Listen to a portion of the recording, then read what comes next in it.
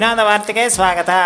ಇವತ್ತು ನಮ್ಮ ಜೊತೆ ಡಿಸ್ಕಷನ್ ಅಲ್ಲಿ ಕೂತಿದ್ದಾರೆ ಘನತೆವೆತ್ತ ಕರ್ನಾಟಕದ ಮುಖ್ಯಮಂತ್ರಿಗಳು. ಸರ್, ಮೊದಲನೇ ಪ್ರಶ್ನೆ.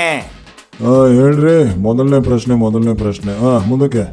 ಸರ್ ನೋಡಿ, ಈಗ ಬರೋ ಒಂದು ಬಜೆಟ್ 400 ಕೋಟಿಯನ್ನು ಸರಿದೂಗಿಸೋದಕ್ಕೆ ಇಲ್ಲಿ ನೀವು ಅಂಗವಿಕಲರಿಗೆ, ಹಿರಿಯರಿಗೆ ಮುಂತಾದವರಿಗೆ ಪಿಂಚಣಿ ಯೋಜನೆಯಿಂದ ಕೊಟ್ಟಿದ್ದೀರಾ ಅಂತ ಸುದ್ದಿ. ಹೌದ್ರಿ, ಕೊಟ್ಟಿದ್ದೀವಿ. ಏನಪ್ಪ ಈಗ ಅಲ್ಲಯ್ಯ, ಮನೆಯಲ್ಲಿ ಒಂದು ಲೆಕ್ಕಾಚಾರ ಇರುತ್ತೆ ಕಣಯ್ಯ, ಯಾವುದಕ್ಕೆ ಎಷ್ಟು ಖರ್ಚು ಮಾಡಬೇಕು ಅಂತ.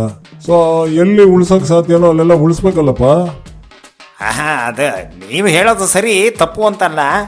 ಆದರೆ ಸರ್ಕಾರವನ್ನೇ ನಂಬಿಕೊಂಡು ಜೀವನ ಮಾಡ್ತಾ ಇರುವಂತಹ ಪಾಪ ಅಂಗವಿಕಲರು, ವಯಸ್ಸಾದವರು, ಇಂಥವ್ರನ್ನ ನೀವು ಕಟ್ ಮಾಡಿಬಿಟ್ರೆ ಹೆಂಗೆ ಸರ್?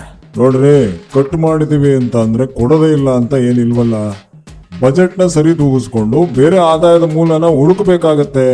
ಅಲ್ಲಿ ತನಕ ತಡ್ಕೋಬೇಕಪ್ಪ. ಸರ್ಕಾರ ಸುಮ್ಮನೆ ನಡೆಯುತ್ತಾ? ಅಂದ್ರೆ ಮಳೆಗಾಲದಲ್ಲಿ ಬಿಲಾ ತೋಡಿ ಇಲಿ ಹಿಡಿಯೋ ಕೆಲಸ ಮಾಡ್ತಿದ್ದೀರಿ ಏನಿ? ಬಿಲ ತೋಡಿ ಇಲಿ ಹಿಡಿತೀವೋ ಮೊಲ ಹಿಡಿತೀವೋ ಅದು ನಮಗ್ ಬಿಟ್ಟು ವಿಚಾರ. ಸರ್ಕಾರ ನಡೆಸೋದು ಹೇಗೆ ಅಂತ ನಮಗೂ ಗೊತ್ತಿದೆ ಕಣಯ್ಯ.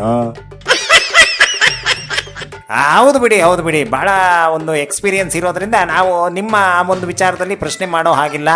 ಹಾಗಾದರೆ ಈ ವಿಕಲಚೇತನರು ಮತ್ತು ಈ ವಯಸ್ಸಾದವರು ಇತರರಿಗೆ ನಿಲ್ಲಿಸಿದ್ದೀರಲ್ಲ, ಈ ಒಂದು ಕಷ್ಟ ಕಾಲದಲ್ಲಿ ಅವರ ಹೆಲ್ಪಿಗೆ ಬರೋದು ಯಾರು ಅಂತ?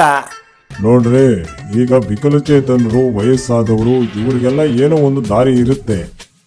ದಾರಿ ಇಲ್ಲ ಅಂತಂದ್ರೆ ಅದಕ್ಕೆ ಬೇರೆ ಒಂದು ಸಿಸ್ಟಮ್ನ ಡೆವಲಪ್ ಮಾಡ್ತೀವಿ. ಅದ್ರ ಬಗ್ಗೆ ಚಿಂತೆ ಯಾಕೆ ವಿರೋಧ ಪಕ್ಷದವರು ಈ ಒಂದು ವಿಚಾರನ ಹೈಲೈಟ್ ಮಾಡಿ ಅಂತ ಹೇಳ್ಕೊಟ್ರ ನಿಮ್ಗೆ? ಅಂಗೈ ಹುಣ್ಣಿಗೆ ಕನ್ನಡಿ ಯಾಕೆ ಅಂತ ಅಲ್ಲ ಸರ್, ವಿರೋಧ ಪಕ್ಷದವರು ಅವರು ಇವರು ಹೇಳ್ಕೊಡ್ಬೇಕಾಗಿಲ್ಲ. Freedom TV ಜನಪರವಾಗಿರುತ್ತೆ. ಜನರಿಗೆ ಏನು ಕಷ್ಟನೋ ಅದನ್ನ ನಾವು ಎತ್ತಿ ತೋರಿಸೋದೇ ನಮ್ಮ ಕೆಲಸ. ಆಯ್ತು ಬಿಡಯ್ಯ, ಎತ್ತಿ ತೋರಿಸ್ತಾ ಇರಿ, ನಾವು ನೋಡ್ತಾ ಇರ್ತೀವಿ. ಸದ್ಯಕ್ಕೆ ಇಲ್ಲಿಗೆ ಬಂದಿದ್ದೆ ನಾನು ದೊಡ್ಡ ವಿಚಾರ. ಇಲ್ಲಿಂದ ನಾನು ಎದ್ದು ಹೋಗ್ತಾ ಇದ್ದೀನಿ. ನೋಡಿದ್ರಲ್ಲ, ಶಿವಣ್ಣ ಅವ್ರಿಗೆ ಕೋಪ ಬಂದ್ಬಿಡ್ತು. ಪರವಾಗಿಲ್ಲ, ಅವ್ರು ಎಷ್ಟೇ ಕೋಪ ಮಾಡ್ಕೊಂಡ್ರು ನಾವು ಜನಪರವಾದ ನಿಲುವನ್ನು ಬಿಡೋದಿಲ್ಲ. ಈ ಥರ ಪ್ರಶ್ನೆಗಳನ್ನ ಕೇಳ್ತೀವಿ ಅಂತ ಹೇಳ್ತಾ ಇವತ್ತಿನ ಕಾರ್ಯಕ್ರಮನ ಮುಗಿಸ್ತಾ ಇದ್ದೀನಿ.